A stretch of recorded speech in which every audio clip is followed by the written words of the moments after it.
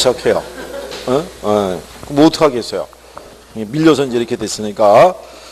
자, 3방식에서 제일 먼저 원가 방식이라는 거를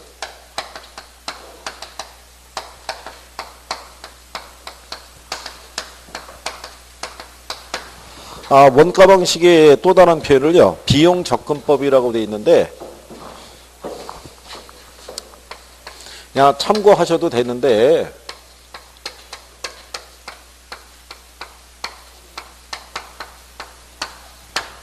원문이 이거예요. 그대로 얘기하면은 비용 접근법이잖아요. 그쵸? 이거를 일본 애들이 원가 방식이라고 번역한 거고, 네. 뒤에 가면은 이렇게 된 거를 시장 접근법. 그러니까 비교 방식의 또 다른 표현을 시장, 이거 안 적어도 돼요. 시험에 이거 절대 안 나와요, 이거. 왜 미리 선생이 얘기하냐면, 선생이 이제 원가 방식이라고 얘기하고 갔는데, 교재 여기다 비용 접근법이라고 돼 있잖아요.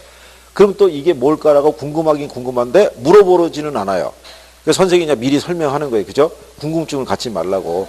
시험에는 안 나오는 거예요.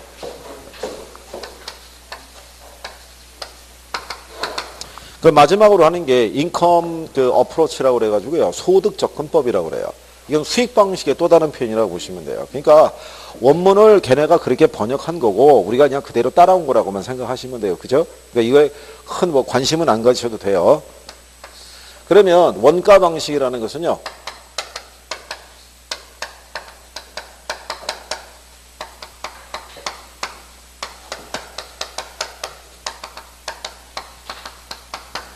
부동산의 가치는 토지 가치와 건물 가치의 합으로 돼 있다고 보는 방식이에요. 그런데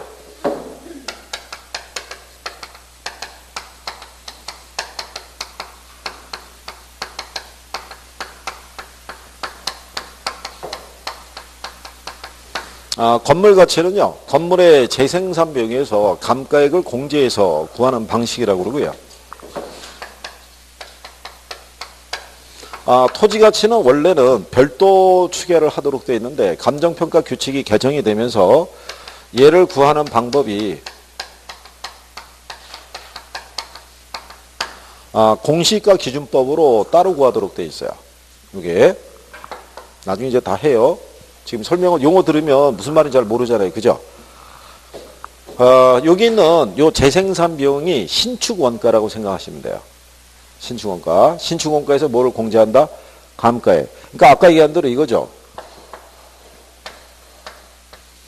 자, 10년 전에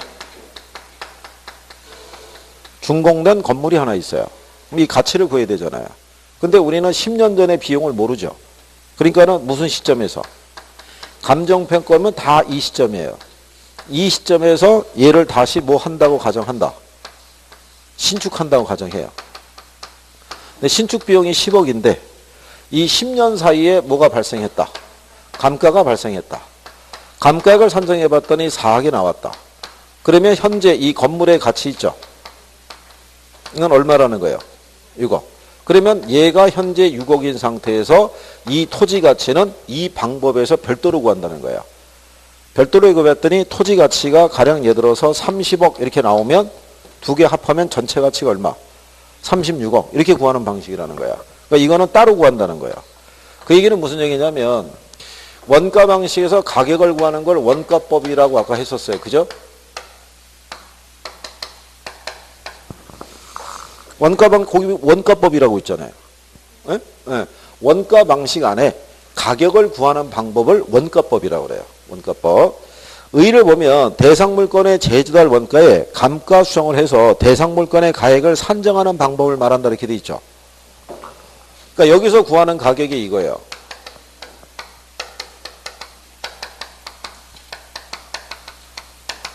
제조달 원가에다가 뭐를 하라고 돼 있어요. 요 감가 누계액을 구하는 것을 감가 수정이라고 그래요. 용어상에서. 자, 그러면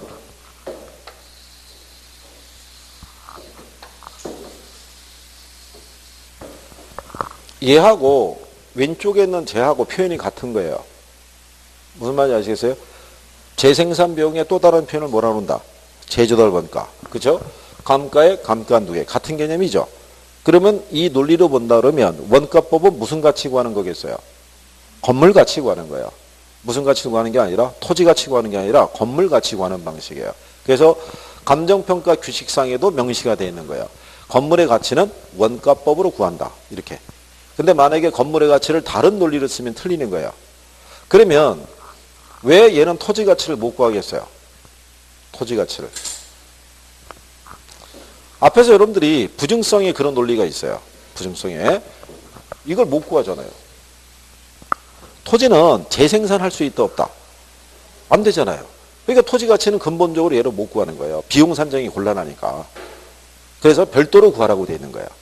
무슨 말인지 아시겠어요? 네, 그래서 원가법 자체는 건물 가치 구하는 방법이다. 이런 얘기인 거예요. 그래서 나중에 그거를 이해하시는 게 필요한 게 뭐냐면 나중에 얘를 구하는 방법이 있어요. 이 방법. 방법에 보면 정액법, 정률법, 상환기금법 이런 여러 가지 방식이 있는데 그중에 건물의 감가액을 구하는 거는 정액법 하나밖에 없어요. 그래서 감가액 구하는 계산 문제는 정액법밖에 안 나와요. 그러니까 나머지의 논리를 계산하는 거를 굳이 알아봐야 소용이 없다는 얘기예요. 무슨 얘기인지 아시겠어요? 네, 그러니까 범위를 넓힐 필요가 없잖아요. 좁히는 게 중요하지. 그러면 자 여기 순서가 이렇게 되어 있는 거예요. 우리가 목적으로 하는 거는 뭐를 구하는 거예요? 얘를 구하는 거죠. 그럼 얘를 구하기 위해서는 제일 먼저 얘를 알아야 돼요. 그렇죠? 그 다음에 여기서 뭐를 빼야 돼요? 요거 빼야겠죠? 그러면 얘가 나오겠죠? 그러면 단원 순서가 뭐부터 나오겠어요? 그렇죠. 그러니까 거기 가면은 자 우리가 제조달 원가라고 양가로 이번에 큰 글씨로 옆 페이지 보면 나와 있죠. 그래서 순서가 제조달 원가가 나오는 거예요. 무슨 말씀인지 아시겠나요? 그러면 이 방식을 적용할 수 있는 대상은 건물 등과 같은 모든 상각자산에 적용이 가능하다라고 되어 있죠. 415쪽의 상단에 단가로 3번에 그렇죠? 예. 근데 동그라미 2번에 토지는 부증성의 원칙으로 인해서 생산비 법칙이 적용되지 않으니까 원가법으로 평가하는 것이 원칙적으로는 곤란하겠죠. 근데 예외적으로 조성지나 매립지는 조성 또는 매립할 때 들어간 비용 산정은 가능하잖아요. 그러니까 걔는 예외적으로 구할 수 있다는 거야. 원칙적으로 토지의 평가는 안 되는데 비용 산정이 가능한 경우에는 구할 수 있다는 거야. 우리가 거기에 나온 대로 택지를 조성하거나 아니면 공유수면 매립하면 비용이 발생하죠. 그 면적을 만들어낼 때까지. 그러니까 그때는 예외적으로 가능하다 이거예요. 원칙적으로는 불가능하고. 그 다음에 이제 그 밑에 보면 장점이 있죠. 건물, 기계 등 재생산이 가능한 상각자산에 널리 적용할 수 있어요. 그죠? 근데 시장성이 없는 부동산 평가에 활용이 된다라고 그러잖아요.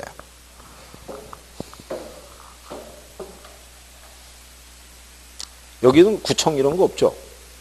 행정관청. 그럼 행정관청이 아무것도 없나요? 아, 시청에서 모든 걸 해요?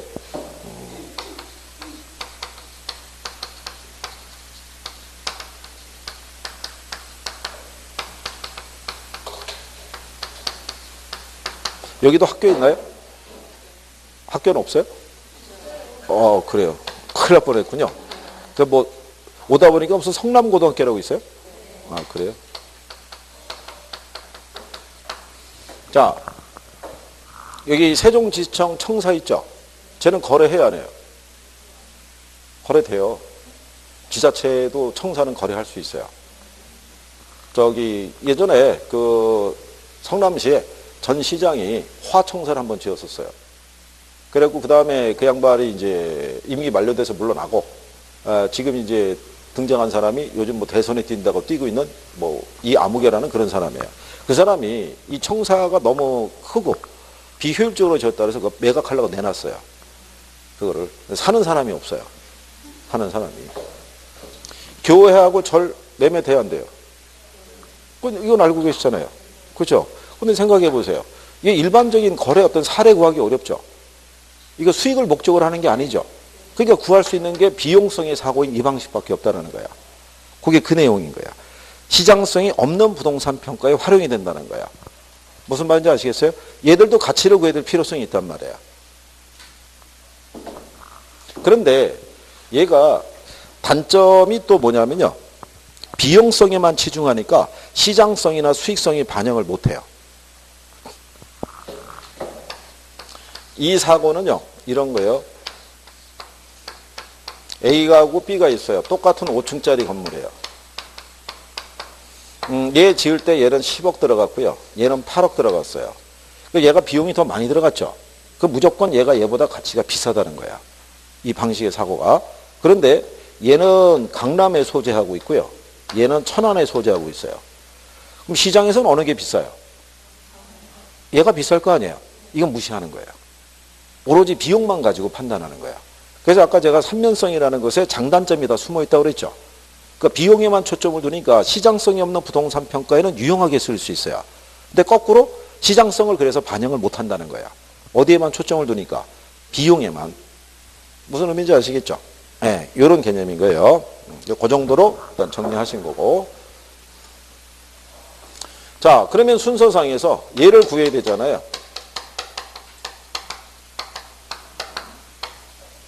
제주달 원가는요.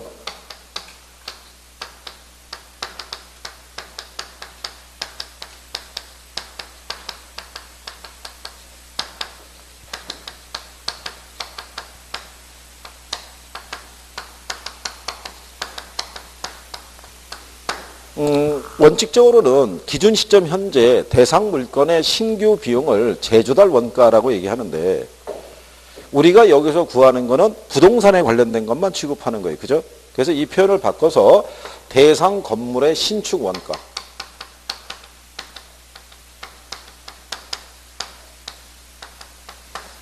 그러니까 결국 이걸로 정리하시면 돼요. 대상 건물의 무슨 원가? 무슨 시점? 기준 시점. 그러면 요 기준 시점 있죠? 네, 요거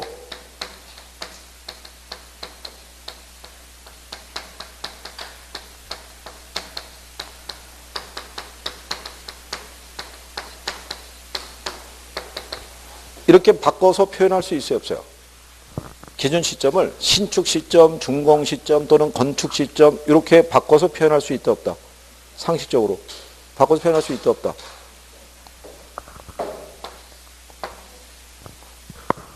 항상 기억하실 게 감정평가로 들어가면 시점은 다 이거 하나밖에 없어요. 기준점 이거 하나.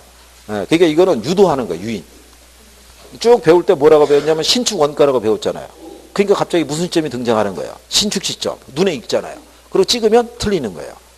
그렇죠? 그러면 이 바닥에 머무는 기간이 길어지는 거야. 나도 모르게. 그러니까 이런 거를 틀리면은 곤란한 거예요.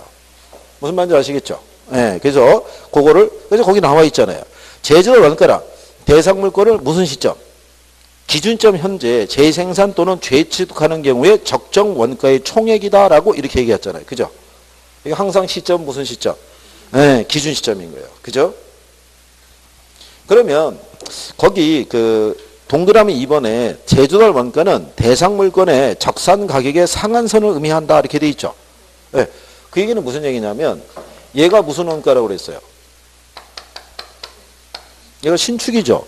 신축에서 감가를 빼고 난 이 적산 가격은 의미가 뭐겠어요? 이게 중고라고요. 감가 상각된 가치. 그렇죠? 그러면 여러분들이 건물을 만약에 거래할 때 그렇죠? 중고를 매입하려고 그래요. 건물을. 근데 만약에 가격을 그 정도의 규모의 건축물을 신축할 수 있는 이상의 만약에 가격을 달라고 그러면 차라리 우리는 그걸 사지 않고 새로 지어버리는 게 낫죠. 그러니까 이 가격은 이거를 넘어설 수는 있다 없다. 없다라고 얘기하는 거예요. 그래서 그게 그 표현인 거야. 제주달 원가는 대상 물건의 적산 가격에 뭐가 된다? 상한선이 된다라고 얘기해 주는 거야. 그러니까 이런 얘기죠. 얘가 10억인데 얘가 감가가 4억이잖아요. 남는 게 얼마라는 거예요? 6억이죠. 근데 얘를 11억 달라면 우리는 못 주겠다는 얘기예요. 얘 새로 짓는 게 10억인데 이거를 갖다가 이게 감가된 가치가 6억 정도인데 이거를 10억 이상을 달라고 그러면 얘가 차라리 새로 짓는 게 낫다는 얘기예요. 그러니까 얘는 이거를 넘어설 수 있다 없다? 없다. 그 표현인 거예요.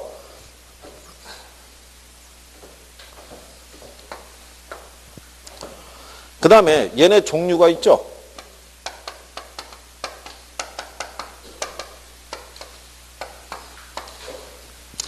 복제 원가라는 게 있고요. 대치 원가라는 게 있어요. 자, 복제 원가는요. 얘는 어디에 쓰이냐면 신축 건물에 쓰여요. 얘는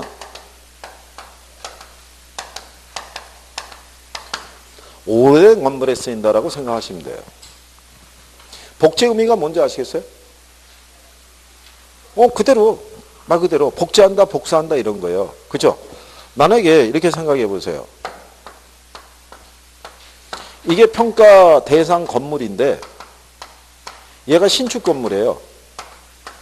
그러니까 2017년 3월 24일 날 얘가 준공이 된 거예요. 그렇죠? 그러면 이 건물의 가치를 구할 때 이 방식을 쓰면은 뭐를 구해야 돼요? 제조달 원가를 구해야 될 때 얘가 신축인데 굳이 다시 신축한다는 걸 또 할 필요가 없겠죠. 그냥 얘를 지을 때 들어간 비용대로 반영하겠다는 게 무슨 원가다? 예, 그게 복제 원가다 이런 거예요. 지금 이제 기본적인 용어를 조금씩 들어야지 다음에 한 번 더 들으면 조금 더 낫다고요. 그래서 거기서 제가 조금 더 얘기를 해줘도 그러네라고 생각을 해요. 지금은 선생이 조금만 힘든 얘기하면은 여러분들이 뭔 말인지 몰라요. 근데 시간이 지나서 여름 이후가 되면 여러분들의 내공이 깊어져요. 그럼 선생이 여기서 무슨 얘기를 하더라도 절대 놀라지 않아요. 그냥 담담하게 받아줘요. 뭐 더 있나? 뭐 이런 거예요. 그러니까 처음에 선생이 한 번에 많은 거를 해준다고 그래가지고 결코 뭐 도움이 되는 건 없어요. 그래서 제가 보는 견제에서는 하여간 수업 늦게 끝내준다고 좋아하는 학생들을 지금까지 본 적이 없어요. 예. 일찍 끝내주면 엄청나게 좋아요. 원래 일요일이잖아요. 이거 한다고 모였잖아요. 원래 예상을 5시라고 있잖아요. 근데 선생님이 30분만 일찍 끝내줘도 왠지 시간을 번 것 같은 느낌인 거예요. 그렇잖아요. 그때 학원 나가면서 따지는 사람은 본 적이 없어요. 아니 공부하는 사람의 열정을 이렇게 꺾어서 해야 되느냐. 5시까지 한다면 5시까지 해야지. 뭐 이런 사람은 한 번도 본 적이 없어요. 그러니까 그런 얘기야. 근데 대치원가 있죠. 네, 대치원가 뭐냐면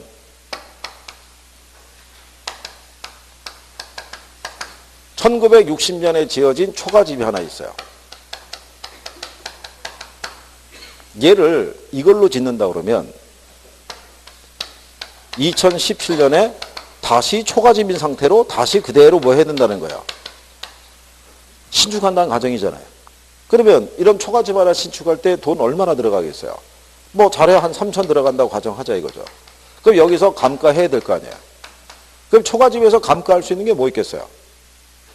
먼저 난방수단 있죠. 지금 같은 보일러가 아니잖아요. 나무 잘라갖고 와서 떼야 되잖아요. 도시적에서 나무 구하기 어렵잖아요. 쉽지 않죠. 옛날에 초가집 생각하면은 화장실 있죠. 마당 저 구석이 있죠. 비가 많이 내리면 고민에 쌓이게 만드는 그런 구조란 말이에요. 이거를 지금 다시 똑같이 짓는 건 무의미하잖아요. 그럼 평가사 입장에서는 이거를 뭐로 대체해서 지금은 사람들이 이런 현대식 주택을 기초로 우리가 가치를 판단하지 초가집 상태로는 판단하지 않을 거라고 보고 초가집을 구할 때 쓰는 비용을 뭐를 짓는다고 가정하고 현대식 주택을 짓는다 가정하고 대체한다는 얘기야. 구하는 비용을. 무슨 말인지 아시겠어요? 그러면 현대식으로 지으면 원래 여기서 나중에 이렇게 감가를 주죠. 감가를 줄 때 감가 요인이 물리적 감가 요인이라는 것도 있고요. 기능적 감가 요인이라는 것도 있어요. 그럼 기능적 감가 요인은 뭐냐면 이 건물에 부착되어 있는 설비나 구조가 노후화되거나 구식화된 부분이 있으면 그 비용을 공제해 줘야 돼요. 그러면 초가집에서는 지금 뭐가 문제냐면 화장실도 문제죠. 난방도 문제죠. 이거를 신축을 할 때 싹 고쳐줬잖아요. 그렇잖아요. 그러면 이미 이 안에 다 포함됐을 거 아니에요. 신축할 때. 이게 나중에 감가액을 산정할 때 이거를 반영하지 않아요. 여기에 이미 비용이 다 들어가 있으니까. 무슨 얘기인지 아시겠어요?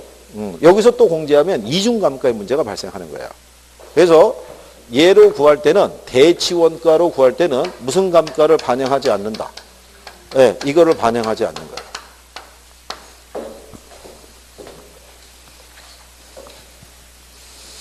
그래서 여러분들이 뒤에 가시게 되면 그 416쪽에 맨 위에서 3번 동그라미 3번에 보면 복제원가의 대치원가의 비교라고 돼 있죠. 거기 디귿에 가면 제조달 원가를 대체원가로 산정하였을 때는 감가 수정 시 기능적 감가는 행하지 않는다 이렇게 돼 있는 거예요. 그죠? 그건 무슨 말인지 아시겠어요? 내용 중에서 하나씩 일단 정리하시면 돼요. 그런 내용이에요. 그 다음에 얘네를 산정할 때요.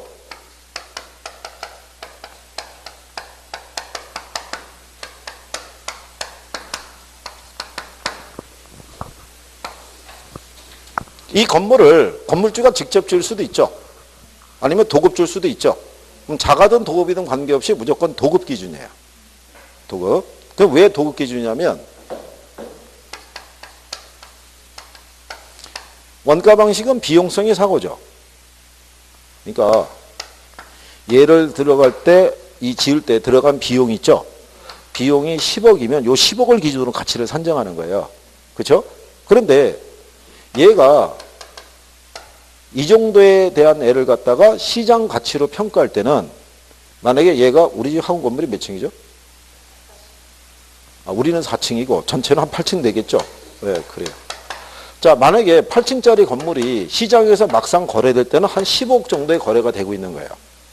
그렇잖아요. 그러면 원가 방식으로 구한 거는 10억인데 비교 방식으로 구한 가치는 15억이 되는 거예요. 그러면 방식마다 구한 가격의 괴리가 너무 크잖아요. 그래서 이 갭을 좁히기 위해서 이걸 쓰는 거예요. 도급을 해서 주면은 개발업자는 비용 산정할 때 자기 이익도 계산해서 넣어야 안 넣어요? 넣을 거 아니에요. 그러니까 여기에다가 개발업자 이윤도 같이 포함해서 가치를 산정하자 이거예요. 그럼 개발업자는 이 건물 지어주면서 자기 이익을 한 2억 정도 산정했잖아요. 그러면 요거 합하게 되면 한 10억 나오죠. 그럼 요 갭을 많이 좁힐 거 아니에요. 그래서 뭐를 한 걸 기준한다. 도급한 걸 기준하는 거예요. 무슨 얘기인지 아시겠죠? 그래요. 지금 그래도 어쨌든 눈동자에 변화가 없고 대답이라도 해주고 있다는 게 선생 입장에서는 참 고무적인 일이에요. 그죠? 어쨌든 그래도 몇 분은 흔들리고 있어요. 참 어떻게 말할 수는 없고 제가 성함을 모르니까 누구라고 콕 집어서 얘기할 수는 없고 그렇다고 또 찝으면 그 양반의 또 사회적 지위와 체면이 있으니까 말은 못하겠고 그죠? 가끔 분필이 이렇게 가르칠 때가 있어요. 나도 모르게. 근데 그거 그래서 혹시 모르니까 그냥 이러고 있는 거예요. 그죠? 가운데만 이러고. 참. 자, 그 다음에 이거 구하는 방법이 있죠? 네? 방법은 이렇게 일단 제목만 따세요. 총구단비라고 그래요. 총구단비. 그래서 학계론에 4가지가 많다고 그랬잖아요. 총구단비. 그죠? 그런데 번호를 매기면요. 이렇게 가죠. 정확도는 번호 순이에요. 1번이 제일 정확하고 4번이 제일 부정확해요. 이게. 그런데 여러분들 시험에는요. 이거밖에 안 나와요. 이거밖에. 감정평가서도 이거밖에 안 나와요. 그러니까 이거는 평가사들이 잘 쓴다 안 쓴다? 안 쓰는 거예요. 근데 요거를 가지고 제조달 원가를 계산하라는 계산 문제가 2번 나온 적은 있어요. 나온 적은 있는데 계산이 나중에 보면 간단해요. 그러니까 지금은 뭐 계산 논리까지 안 하셔도 되고 일단 제목이 몇 가지? 4가지 있는 거예요. 이런 것도 출제할 수 있어요. 다음 중에서 제조달 원가를 산정하는 방법에 해당하지 않는 게 뭐냐? 이렇게 하고 제목만 달아서 딱 줄 수도 있는 거예요. 그 얘 말고 하나가 더 들어오면 걔가 답이 될 수 있는 거예요. 무슨 말인지 아시겠죠? 감정평가를 싫어하는 방법 중에 하나, 또 이유 중에 하나가 뭐냐면 방법이 너무 많다는 거예요. 이거 4가지 있잖아요. 좀 이따가 감가 우리가 수정할 때 감가 수정에 구하는 방법이 있죠. 직접법 간접해가지고 한 6, 7가지가 돼요. 그런데 이제 또 저기 가서 이렇게 저를 째려보면 곤란하고 제가 만든 게 아니라고요. 그러니까 그 양반들이 이렇게 해놓은 거예요. 그죠? 저는 설명해주고 있는 거예요, 지금. 그렇죠? 그러니까 뭔가 복잡하면 일단 저를 째려보면 선생은 참 답답한 거예요. 그죠? 뒤에 가면 환원율 구하는 방법도 우리 교재에는 한 5가지 소개가 되어 있을 거예요. 근데 실제로 구하는 방법은 한 2, 30가지 돼요. 그걸 줄여서, 그쵸? 예, 5가지 정도. 그 안에서 나올 만한 것만 정리하시면 돼요. 포인트만 잡아서. 근데 이거는, 이거 막 구하라는 거는 내가 힘들어도 제목 정도는 할 수 있잖아요. 그리고 여기서 얘는 이 감가를 적용하지 않아도 된다는 것까지는 알 수 있잖아요. 그러니까 기초적인 것만이라도 일단 정리해둬도 큰 도움이 된다고요. 어렵게 안 나오니까. 여기까지는 그래도 좀 그럴만해요. 받을 수 있어요. 여기까지는. 지금까지 감정평가 하고 있잖아요. 많이 어려운가요? 원래 처음 얘기는 그래요. 그렇지 않다라고 얘기를 해요. 이제 조금씩 이제 돌면 이제 조금씩 그런가 보다 그러는데 괜찮아요. 이제 할만해요.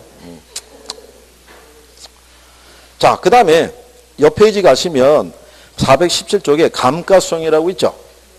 네, 거기는 일단 별표는 하는데요. 1번하고 2번이 있죠. 네, 근데 3방식에는요. 포인트 되는 애들이 있어요.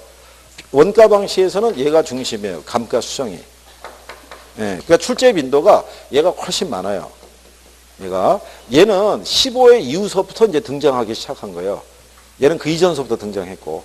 그러면 감가수성에 대해서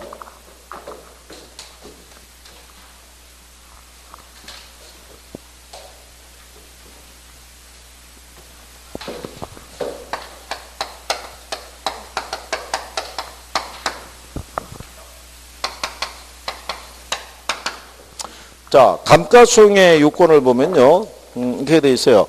대상 물건에 대한 재조달 원가를 감액해야 할 요인이 있는 경우에 물리적, 기능적 또는 경제적 감가 등을 고려해서 그에 해당하는 금액을 재조달 원가에서 공제해서 여기도 무슨 시점이에요? 여기도 기준 시점인 거예요. 이거 감정평가로 가면 시점은 다 기준 시점이다 이거예요.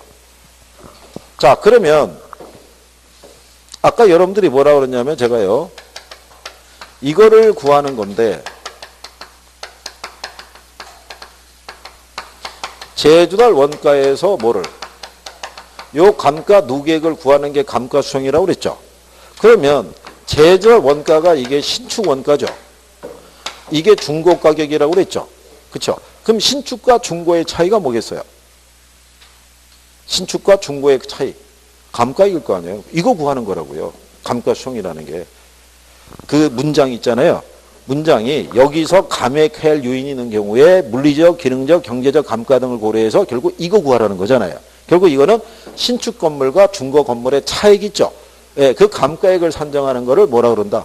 감가수성이다. 이런 얘기인 거예요. 그럼 감가수성하는 게 쉽겠어요? 어렵겠어요? 어렵죠. 재조달 원가 구하는 건 쉬워요? 어려워요? 제도 어려운 거예요. 제도. 결론은 3방식에서 도출할 수 있는 애들은 다 쉽지가 않아요. 이게. 그래서 자 그러면 감가 요인이라고 나와 있죠. 이걸 감안하라고 그랬잖아요. 물리적 감가, 기능적 감가, 그 다음에 뭐. 근데 여러분들 교재에 보면 법률적 감가 요인이라고 있죠. 그건 지우시면 돼요. 법률적 감가 요인은 반영을 안 해요. 그건 무슨 얘기냐면 예전에 김영진 교수라는 양반이 감가 요인 중에 법률적 감가 요인이라고 제시는 했는데 구하는 방법을 제시를 못했어요. 그럼 어떻게 구하라는 거예요? 그래서 통상 법률적 감가 요인은 그냥 경제적 감가 요인 등에 포함시켜서 일괄 산정해요. 그러니까 따로 그거를 정리할 필요는 없다는 얘기예요. 자, 물리적 감가는요. 주로 여기서 나와요. 시간의 경과에 의해서. 그죠?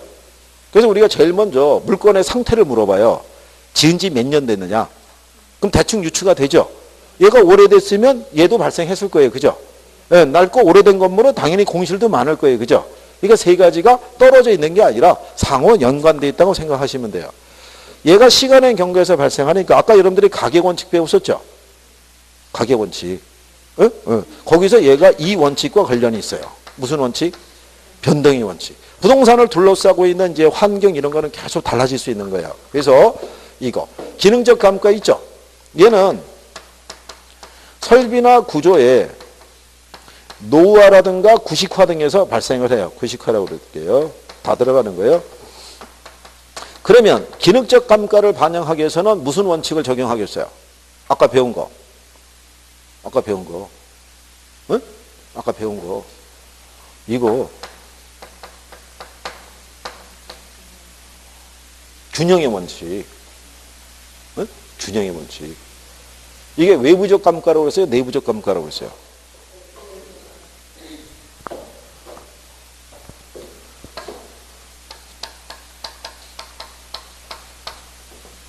탤런트 조용기 씨라고 아세요? 이번 주말에 형기내를 한번 놀러 가는 거예요. 이게 내부적이고요. 기능적 감가고요. 균형의 원칙이라는 거예요. 네? 기억은 해줘야 돼요. 자주 쓰니까. 그러면 경제적인 감가 있죠? 얘는 인근 지역의 쇠퇴에 의해서 발생해요. 예를 들어서 저쪽에 울산이나 거제 이쪽이 조선 해양 쪽이 많이 발달했었잖아요. 요즘 어렵죠. 실업자가 증가하죠. 그럼 갑자기 상인이나 점포의 공실 이런 것도 늘어나고 매출도 많이 감소해요. 이런 거는 거기 상인들이 어떻게 할 수 있는 방법은 없는 거예요. 그래서 이거를 치유할 수 없는 감가라고도 얘기를 해요. 나중에 이제 설명해 드리는데 얘네는 치유가 가능한 감가가 있고요. 치유가 불가능한 감가가 있어요. 근데 얘는 이거밖에 없어요. 경제적 감가는. 이거는 건물 자체에서 발생하는 게 아니어서 그래요. 얘는. 참고로 주거지역 주변에 공항이 있어요. 그러면 공항이 있으면 비행기 이착륙에 따른 소음이 발생하겠죠. 그거는 그 집을 어떻게 뭐 인테리어를 새로 한다고 해서 해소가 될 수 있는 게 아니잖아요. 일반적으로 강아지가 꼬리를 흔들지 꼬리가 강아지 흔들지 않죠. 그런 논리랑 똑같은 게 이거예요. 치유 불가능한 감가. 그래서 얘는 인근지역 세태로 나오고 경제적 감가를 적용할 때는 무슨 원칙 쓴다고 그랬어요? 경제적 감가. 어? 무슨 감가? 이 집에 가면 우리 왔다고 경적을 한번 울리는 거예요. 적합의 원칙이라고요. 적합의 원칙. 무슨 원칙? 적합의 원칙. 아까 했었잖아요. 여기서 적합의 원칙이라고. 그렇죠? 아, 선생은 다 아는 거예요. 기억 못할 거를. 근데 계속 얘기하는 거예요. 계속. 이렇게 한 번 더 얘기하고 한 번 더 얘기하고 계속 얘기해야 되는 거예요. 계속. 그래 기억이 좀 난다고요. 어? 한 번은 끝나는 게 아니니까. 그러니까 대답을 못 한다고 뭐 당황하나 물론 여러분 표정은 전혀 미안해하지는 않고 있어요. 그냥 그래도 뭐 어쨌든 계속 선생은 얘기를 해야 되잖아요. 그죠?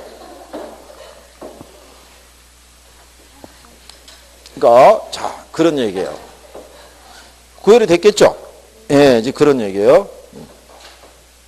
뒤에 가시면 418쪽에 상단 박스에 가면 지금 제가 얘기한 변동의 원칙, 균형의 원칙, 적합의 원칙, 치유 가능, 불능 다 있어요, 없어요? 있죠. 예.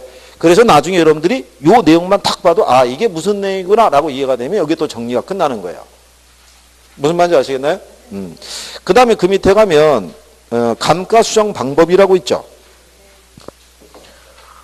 거기 보면 감가 수정을 할 때는 경제적 내용 연수를 기준으로 한 정해법, 정렬법 또는 상한기금법 중에서 대상 건물에 가장 적합한 방법을 적용해야 된다. 이 경우 물리적, 기능적, 경제적 감가율을 고려해서 관찰 감가를 조정하라.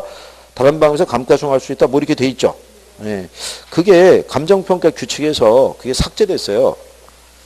그렇게 하라고 그런 게.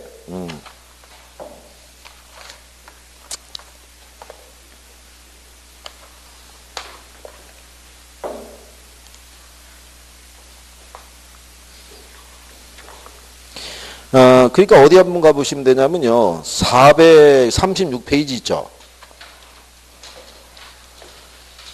예, 거기 가면 6번에 감정평가 규칙상 물건별 평가라고 돼 있죠. 예, 토지의 평가가 있고 그 밑에 가면 건물의 평가 있죠.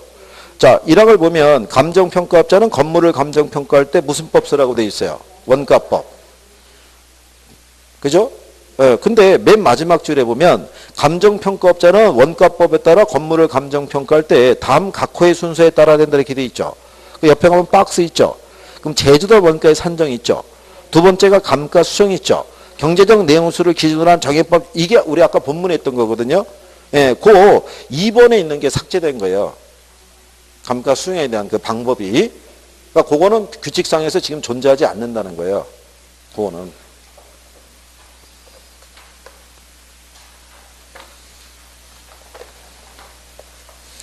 다시 그래서 이제 본문으로 돌아가셔서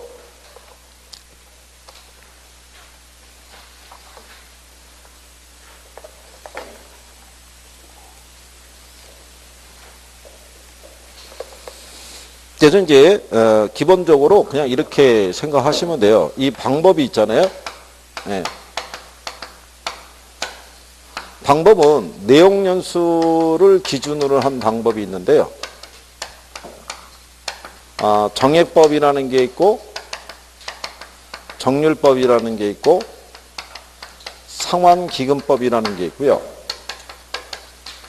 그 다음에 관찰감가법.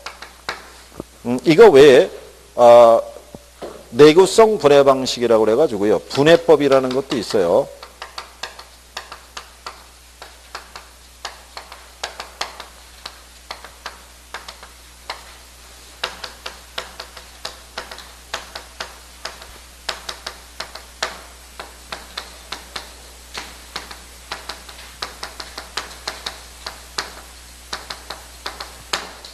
그래서 원래는 아까 감정평가 규칙에서는 뭐라고 얘기한 거냐면 요 내용연수 있죠.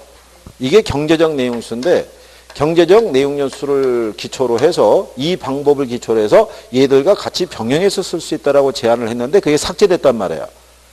그 당분간 이쪽에서 안 나올 가능성이 커요. 일단은. 방법 자체 근거가 사라졌으니까. 그래서 원칙 옛날에는 저희가 정리해 드릴 때 이게 건물 등의 감가액 구할 때 쓰는 방법이에요. 정의법이라는 게 정률법이 기계류 등에 쓰는 방법이고요. 얘가 광산 등에 쓰는 방법인데 엄밀히 말하면 감가액 구하는 게 아니라 자본 회수하는 방법이라고 얘기해요. 나중에 이제 배우시는데 자 그래서 여기 보시면 얘 어디다 써요? 건물. 얘는 기계로 쓰죠. 얘는 광산에 쓰죠. 근데 원가법에 아까 무슨 가치 구한다 그랬어요? 건물 가치 구한다 그랬죠. 그러니까 감가액 구하는 계산 방법은 얘밖에 안 나오는 거예요. 정해법밖에. 그러니까 이 방법으로 구하는 계산 문제는 의미가 없는 거예요. 출제한 적도 없고. 거기까지 배울 필요도 없다는 얘기예요. 근데 지금 이걸로 구하는 논리 자체가 사라졌잖아요. 예, 그러니까 여기서는 당분간 안 나올 수 있는 가능성도 커요. 일단 근거가 없으니까. 그러니까 일단은 종류가 이렇게 돼 있다. 종류가. 그러면 얘들하고 이렇게 병용해서 쓸 수 있다 이런 얘기인데 왜 병용해서 써야 되냐면요. 여기 있는 정해법 있죠. 정해법의 또 다른 표현을 직선법이라고 얘기를 해요. 의미만 설명해 드리면 이게 가치고 이게 시간이면요. 건물의 가치는 시간의 경과더불어 이렇게 일정하게 줄어든다는 거예요. 이렇게. 근데 여러분들이 보시다시피 건물의 감가액이라는 게 매년 이렇게 일정액씩 줄어들 수는 없어요. 이게 신축 당시는 감가가 거의 없다고요. 근데 시간이 경과하면 감가의 정도가 커지잖아요. 그렇죠? 그러면 이 방법으로 구하면 이 차익이 보정이 안 돼요. 그러니까 얘네들로 병행해서 보라는 얘기예요. 계산으로는 확인할 수 없는 거를 이게 관찰감가라고 돼 있죠. 평가사가 가서 눈으로 직접 보고 감가액을 조정하라 이런 얘기예요. 그러니까 합리적인 감가액을 산정하기 위해서. 그래서 이런 방법들을 같이 쓰라고 이렇게 해놨는데 이번에 얘네가 삭제됐단 말이에요. 규칙에서. 그러니까 지금은 이건 큰 비중을 안 둬도 될 거라고 봐요. 그러니까 일단 방법이 이렇게 있다.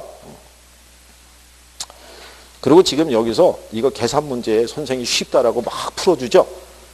좋아하는 게 아니라 적으면서 또 막 속으로 막 투덜투덜 건다고요. 뭐 18 찾고 개나리 진달래 찾고 막 이래가지고 안 되는 거예요. 그러니까 그냥 이렇게 해서 이런 방법들이 있더라. 자, 그 다음에 뒤로 가시면 421페이지 가면요. 거기 단가로 4번에 감가수성과 감가상각의 비교 있죠. 예, 그건 별표하는 거예요.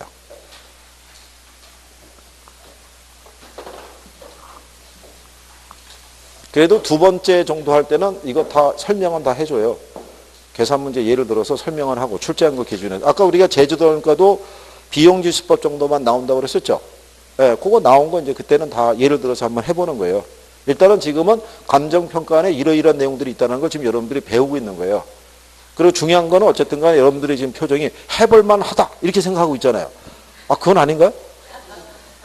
해볼만 하잖아요. 그죠? 그러니까 중요한 게 그거란 얘기죠. 뭐.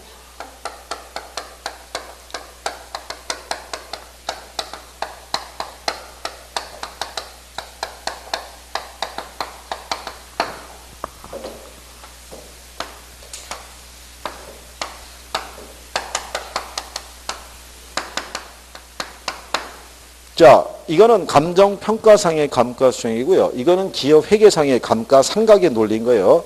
얘는 무슨 원가를 기초로, 제달 원가를 기초로 해서요.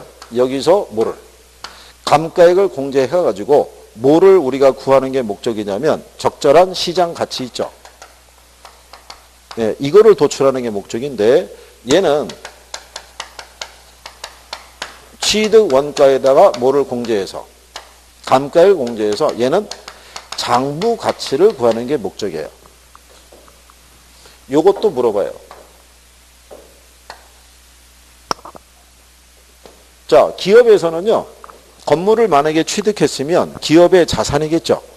근데 건물은 매년 일정액만큼 감가가 발생할 수 있어요, 없어요? 그럼 매년의 감가액을 산정해서 장부에서 매년 일정만큼 공제한다는 얘기예요. 그렇죠? 근데 평가상에서는 그렇게 매년 건물이라는 것이 일정액만큼 감가되지는 않잖아요. 그 현실적인 감가액을 추정해야겠죠.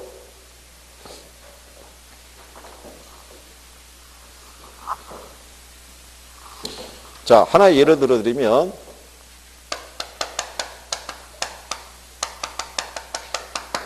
경관연수라는 게 있어요. 경관연수라는 게 보면요.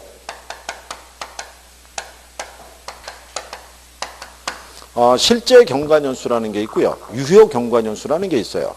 이게 여기 혹시 결혼하는 사람 있나요? 여기? 없나요? 그러면 그냥 예를 들어서 자, 갑이라는 사람이 있어요.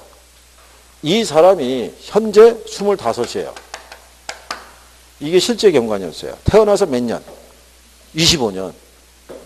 그럼 유효 경관연수는 뭐냐면 겉보기 나이인 거야. 이 사람이 나이가 어떻게 돼요? 25입니다. 그랬더니 그래? 나는 한 10대 후반으로 봤어. 그럴 때 한쪽에 있는 40대 아저씨가 나랑 동갑인 줄 알았어. 뭐 이렇게 얘기할 수도 있잖아요. 그죠? 그럼 뭐에 따라 달라지는 거야? 관리 상태에 따라. 이거 이렇다는 얘기예요. 자, 건물의 전체 수명이 몇 년이다? 50년인 거예요. 근데 실제로 얘는 10년 경과됐어요. 지은 지. 그죠? 그런데 관리 상태가 부실하면은 얘는 10년이 경과한 것이 아니라 한 30년 경과된 같은 상태가 있을 수 있잖아요. 또는 관리가 양호하면은 한 지은 지가 3년 정도밖에 안 된 신축 상태를 유지할 수도 있어요, 없어요? 있을 거 아니에요. 이거는 계산상의 논리로는 확인할 수가 없죠. 얘네는 그냥 그 계산 논리에서 매년 일정액만큼 장부에서 감가하는 건데 여기는 감가 수정이라는 것은 확실한 잔존 가치를 구하는 거라고요. 남아있는 가치가 얼마냐. 그렇잖아요. 그러면 관리 상태에 따라 남아있는 가치가 이렇게 차이가 있을 수 있어요, 없어요? 있을 수 있죠. 그래서 그거를 반영하는 것이 이거 수정이고 그냥 장부상의 논리로 구하는 것이 감가 상각이라는 거예요. 무슨 말인지 아시겠어요? 그래서 얘는 뭐를 중시하냐면 그냥 경과연수를 중시하는 거예요. 그냥 몇 년 경과됐으니까 얼만큼 감가됐을 것이다. 이렇게 보는 거고 얘는 뭐가 중시됐겠어요? 얘는 이게 중시되는 거예요. 실제로 남아있는 가치가 얼마냐가 중시되는 거예요. 잔존내역요수가. 그래서 얘는 적정한 시장 가치를 구하기 위해서 이거를 인정해줘요. 뭐를? 이게 그냥 계산상으로 하게 되면 실제로 이 차이가 조정이 안 되잖아요. 그러니까 평가사 가서 육안으로 보고 그 차이를 조정해라 이런 얘기인 거야. 근데 얘는 장부상의 감가를 구하니까 관찰 감가를 인정한다 안 한다? 안 한다는 거예요. 이런 거 바꿔주는 거예요. 아까 여러분들이 지역 분석과 개별 분석에서 선행 분석이 지역 분석이고 후행이 개별 분석이라고 했었죠. 아까 순서 적어줬잖아요. 그 순서 바꿔준다 그랬잖아요. 똑같아요. 이런 거 하나 살짝 바꾸면서 틀린 거 유도하는 거예요. 그것만 정리할 수 있으시면 돼요. 자, 요거 하면 기본적인 이제 끝난 거예요. 여기가. 그렇죠? 그 다음에 이제 무슨 방식으로 바뀌어요? 비교 방식인 거예요. 그죠?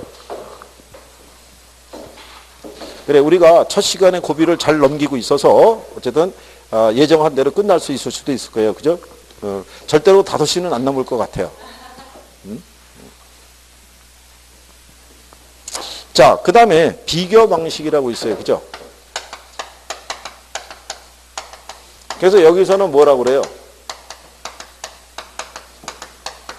시장 접근법이라고. 아까 우리 한 번에 쭉 적어줬었죠? 네, 그거 얘기하는 거예요. 자, 이 비교 방식에서는요, 가격을 구하는 게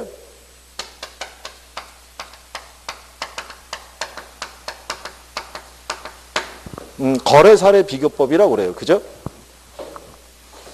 거기 보면 대상 물건과 가치 형성 요인이 같거나 비슷한 물건의 거래 사례하고 비교해서요. 대상 물건의 현황에 맞게 사정 보정과 시점 수정, 가치 형성 요인의 비교 등과 과정을 거쳐서 이 물건의 가액을 산정하는 방법을 얘기한다라고 얘기를 해요. 그죠? 그래서 이 방법이 산정된 가격을 비중 가격이라고 그랬죠. 거래 사례 가격과 비교해서 거기에 준하는 가격을 구한다 이거예요. 그 유출하는 건 뭐겠어요? 거래 사례 가격으로부터 대상 물건의 가치를 유추해 온다 이거예요. 이거를. 그래서 거기 보시면 자, 거래사례비교법은 시장성에 근거하며 전형적인 매도자는 유사한 부동산의 매매가격 이하로는 팔려고 하지 않을 것이고 매수자도 매매가격 이상으로는 사려고 하지 않을 것이라는 내용을 근거로 삼고 있다고 되어 있죠. 거기다가 대체 원칙이라고 하나 적으시면 돼요. 그게 대체 원칙의 사고예요. 아까 우리가 가격 원칙에서는 대체 원칙이라는 거를 안 했었죠. 그 대체 원칙이라는 게 3방식의 근거가 되는 원칙을 대체 원칙이라고 그래요. 아까 저는 이렇게 설명했잖아요. 우리 집의 가치가 얼마냐는 것은 우리 옆집이 얼마에 팔리느냐가 기준이다. 그런 게 대체 원칙을 가장 잘 반영하는 거예요. 그렇죠? 네.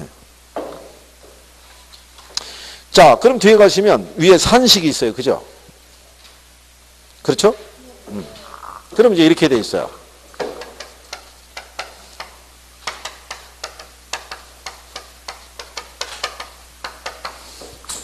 우리 교재는 사례 가격 다음에 사정보정하라고 되어 있어요.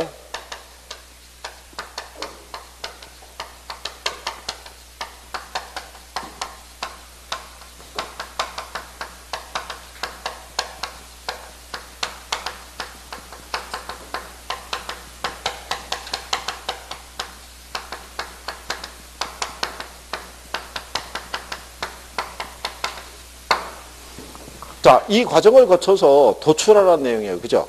네. 자, 그런데 여기에는 숨겨진 진실이 있는 거예요. 이게 산식이 길죠? 네, 원래 외결이 저는 이렇게 화려해 보이는 애들은요, 실상 별거 없는 거예요. 만약에 여러분들이 평가사에게 가치추계를 의뢰했잖아요. 가치추계 의뢰했는데, 평가사가 쓰고 와서 하는 얘기가 뭐냐면, 당신 집의 가치는 3억이라는 거예요. 왜 3억인데? 그랬더니 옆집이 3억에 팔렸다는 거예요. 그러니까 당신 집도 3억이라고 그러면 얼마나 없어 보여요. 그러니까 뭐라고 얘기하겠어요? 당신 집과 유사한 사례를 구해서 사정보정과 시점성과 지역과 개별과 면적의 비교 과정을 거쳤더니 한 3억 500만 원이 나옵니다. 있어 보이잖아요. 이거는 아무것도 아닌 거예요. 이거는 가장 간단한 방법이 이거예요. 그리고 비과학적인 거예요. 이 과정을 전부 다 평가사가 하는 거예요. 그러니까 평가사마다 이 과정이 틀려요. 적용하는 비율이. 그래서 이건 나중에 한 묶으면요 간단한 거예요. 그래서 여기 순서가 뭐냐면요. 제일 먼저 사례를 선택할 때 기준이 있겠죠. 그 기준에 부합되는 사례를 구한 다음에요. 두 번째가 이 사례를 정상화해줘요. 그리고 세 번째가 지역과 개별 요인을 비교해줘요. 면적 비교는 큰 차이가 없으면 개별 요인에 포함시켜서 구해요. 묶으면 세 가지로 줄죠. 세 가지로. 이거는 저희가 그냥 쭉 정상적인 수업해도 한 30분이면 끝나는 거예요, 이거. 표정이 또 너나 쉽지 뭘 우리가 그게 같냐 뭐 이런 거죠. 그러니까 간단한 거예요, 이게. 저 해보면 이거 참. 자, 여기 보시면 일단은 자, 장점을 먼저 보세요. 얘는 거래 사례를 기준으로 평가하니까 현실성이 있고 설득력이 풍부하다 이렇게 돼 있죠. 그렇잖아요. 가령 예를 들어서 법원에서 부동산 거래 가격에 뭔가 분쟁이 발생했을 때 근거로는 이제 이 방법에서 채택된 가격을 기준으로 그걸 증거로 채택할 수 있는 거예요. 근데 거래사례비교법에서 증거를 채택할 때 가장 좋은 자료가 뭐냐면 매매 계약서예요. 계약서는 시세를 반영하고 있으니까. 그런데 솔직히 지금이야 실거래가로 신고하도록 되어 있지만 옛날에는 계약서가 두 개였잖아요. 실제 계약서하고 세무서에 신고할 때하고 계약서 다 틀리잖아요. 그래서 옛날에는 이거 사례로 수집하기 힘들었다고요. 어쩌지 해서 변호사가 계약서 한 장 들고 가면은 판사가 한 장 갖고는 증거의 능력이 불충분하니까 최소한 두 개, 몇 개 이상 갖고 와야 된다 그러면 갖다 낼 수도 없었다고요. 여러 가지 문제가 많아갖고. 그러니까 이론적으로 그렇다는 얘기예요, 이게. 그러니까, 자, 그런데, 그래서 얘는 사례만 구할 수 있으면 이걸로 쓰기에는 참 좋겠죠. 근데 거기 단점 중에 하나가 뭐라고 되어 있냐면, 거래 사례를 구하기 곤란한 공공용 부동산이나 특수목적 부동산 있죠. 특수목적 부동산이 뭐냐면, 공원, 묘지, 골프장 뭐 이런 것 있죠. 아까 원가법으로 구해야 되는 그런 애들 있잖아요. 그런 애들은 이걸로 쓰기는 어렵죠. 사례를 구하기 어려우니까. 그 다음에 경기가 왜 극단적으로 이렇게 널을 뛰는 상황이 있죠. 호불항이 막 널뛰는 상황에서는 이걸 채용하기 힘들죠. 사례가 가격이 너무 차이가 크니까 편차가. 그러니까 안정적인 시장에서 쓸 수 있는 거예요. 그래서 그런 논리로 보시면 되겠고. 자, 그러면 그 밑에 가면 사례 선택 기준이라고 있죠. 양가로 4번에. 제일 먼저 이게 나오는 거예요. 그래서 뭐를 구해야 돼요? 사례 선택. 사례를 구해야 되잖아요. 그죠? 그래서 기준이 나오는 거예요. 자, 그래서 원래는 여기 나와 있는 거래사례비율법에서는 원래 이게 중심이에요.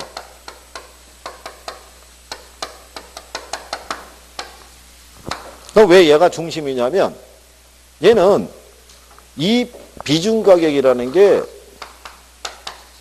대상 부동산이 있죠. 무슨 시점? 기준점에 있어서 대상 부동산의 가치를 구하는 거예요. 그럼 이 부동산이 만약에 세종시 나성동 소재하는 나성동 뭐 129번지 1번지에 소재하는 2층 단독주택이다. 구조는 벽돌로 돼 있다. 그렇죠? 그러면 얘에 대한 거고 유사한 사례를 구하면 뭐가 좋으냐면 첫 번째가 뭐라고 돼 있냐면 여러분 교재에는 사정보정이라고 나와 있죠. 제일 먼저 순서가 일단 이거예요.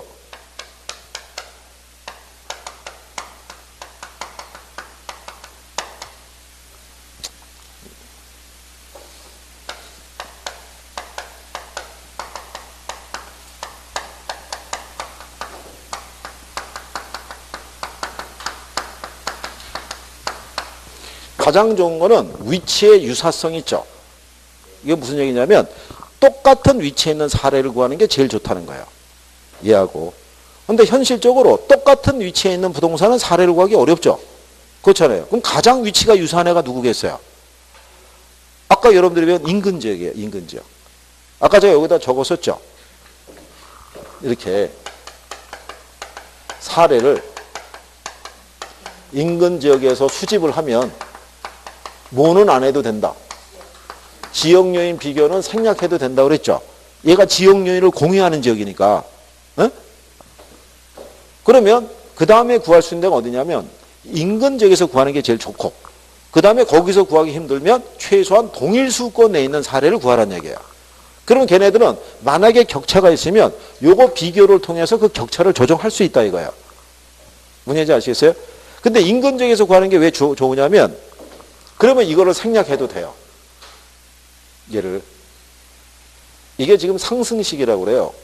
고배 방식이라고 그래가지고 얘는 비교되는 항목이 많으면 많을수록 오차가 커져요. 그러니까 오차를 줄이는 게 중요한 거야. 그러니까 얘하고 유사성이 높으면 높을수록. 그러니까 이런 거죠. 사례 가격이 만약에 1억 원인데 사정보정의 논리는 뭐냐면 이 사례가 혹시 금매로 팔았거나 시세보다 훨씬 싸거나 비싸게 팔았던 경우가 있으면 그러지 않는 사정으로 보정해 주라는 거예요. 근데 얘는 정상적인 거래래요. 그럼 얘 보정할 게 없죠. 그럼 1이 되는 거예요. 그 다음에 이 시점 수용은 뭐냐면 얘는 거래가 된 거니까 거래 시점이 있겠죠. 근데 우리가 구하는 건 무슨 시점이에요? 기준 시점이잖아요. 기준 시점. 근데 거래점과 기준점의 시세 차이가 있을 수 있죠. 그러면 기준점의 가격으로 이걸 수정해 주라는 얘기인데 얘가 어제 거래된 사례래요. 그럼 시세에 큰 변화가 없겠죠. 그럼 얘가 뭐가 되겠어요? 1이 될 거 아니에요. 근데 얘가 인근 지역에 소재하면 1이 될 거 아니에요. 옆집이면은 면적에 큰 차이도 없겠죠. 그럼 얘가 1일 거 아니에요. 그러면 저게 이게 될 거 아니에요. 그럼 오차가 거의 없을 거 아니에요. 정확도가 높아지겠죠. 그러니까 이걸 충족시키는 사례를 구하라 이거예요. 이거를. 그래서 위치의 유사성. 가장 좋은 건 어디 있는 거? 인근 지역. 인근 지역 구하기 힘들면 어디까지? 동일 수도권 내 안에 있는 사례에서는 구할 수 있다 이거예요. 그 다음에 두 번째는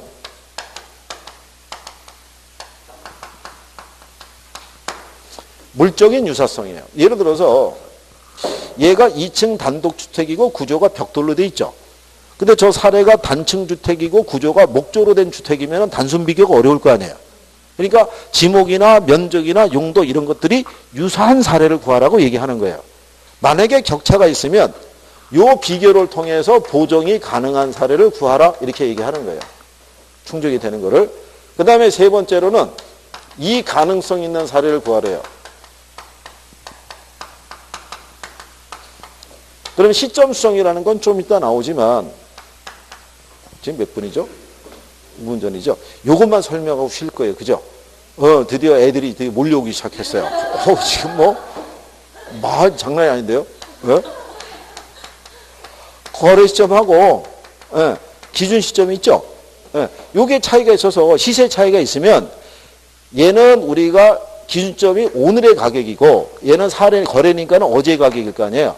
우리의 목적은 어제의 가격을 구하는 게 아니라 오늘의 가격을 구하는 게 목적이니까 어제의 가격과 오늘의 가격이 차이가 있으면 오늘의 가격으로 바꿔서 산정하라는 거예요. 이게 무슨 수형이다? 시점 수형이라는 거예요. 그러니까 거래점의 가격을 무슨 시점의 가격으로, 기준점의 가격으로. 그러면 이거를 바꿔주기 위해서는 이걸 꼭 알아야 돼요. 아니, 이거 거래 시점을. 이게 언제 거래된 건지는 파악된 자료여야 돼요. 이게 석 달 전에 거래된 건지 한 달 전에 거래된 건지 그걸 알아야지 거기하고 이 가격의 차이를 알 수 있을 거 아니에요. 요 파악이 가능한 사례 구하라 이거예요. 그 다음에 네 번째로는 이게 가능한 사례를 구하라는 거예요. 자, 사정보정의 가능성이라고 얘기했을 때는요. 이 사례를 구하라는 거예요.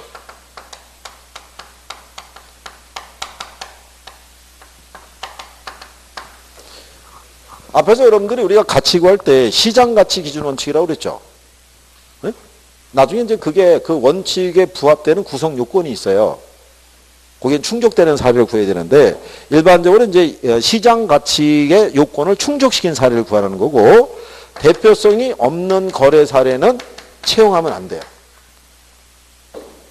그러니까 대표성이 없는 거래 사례라는 것 중에 당사자 간의 편의에 의한 거래 사례라는 게 있어요. 그러니까 예를 들어서 세종시에 양로원이 하나 있어요. 근데 얘가 철거된대요. 그래서 우리 수강생 중에 한 사람이 그거를 안타깝게 여겨서 자기 소유의 땅 있죠. 땅과 건물, 시가가 한 50억 해요. 이거를 양로원에 기부하기로 한 거예요. 이렇게. 그러면 아주 좋은 일 하는 거잖아요.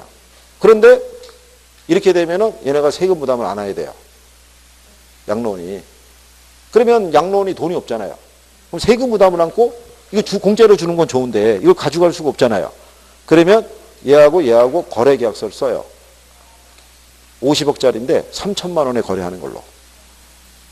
그럼 그런 사례는 찾아도 보정이 안 되잖아요. 그런 사례는 하지 말라는 거예요. 이게 대표적으로 이게 뇌물 주고받을 때 쓰는 방식이에요. 그래서 그 사람들이 걸리면 자기는 항상 돈을 줬다고 얘기하는 거예요. 정상적으로 거래했다. 근데 막상 안에 뜯어보면 이렇게 됐다는 거죠. 그러니까 밖에서는 정상적인 거래고 자세한 거는 다 들어가서 얘기하겠다 그러고 들어가서 이걸 딱 들밀면 그래요. 내가 다 했어요. 이렇게 되는 거죠. 그러니까 그런 요건이에요. 그러니까 이런 거 구하면 안 된다는 거예요. 그러면 여기에 충족되는 사례를 구하면 이 가격의 적정도가 높아지겠죠. 그래서 일단은 얘가 제일 중요하다고 얘기하는 거예요. 이 방식상에서. 근데 이제 근래 들어서는 이거를 비교하는 거를 간단하게 계산하라고 이렇게 얘기도 해요. 그거는 진짜 더 쉬워요. 진짜. 그래요. 표정이 일단 쉬고 얘기하자. 뭐 이런 거군요. 그래요. 쉬어야지 뭐 어떡하겠어요. 그죠? 그래요. 잠깐 쉬었다가 사례 부동산의 정상화. 그거부터 하죠.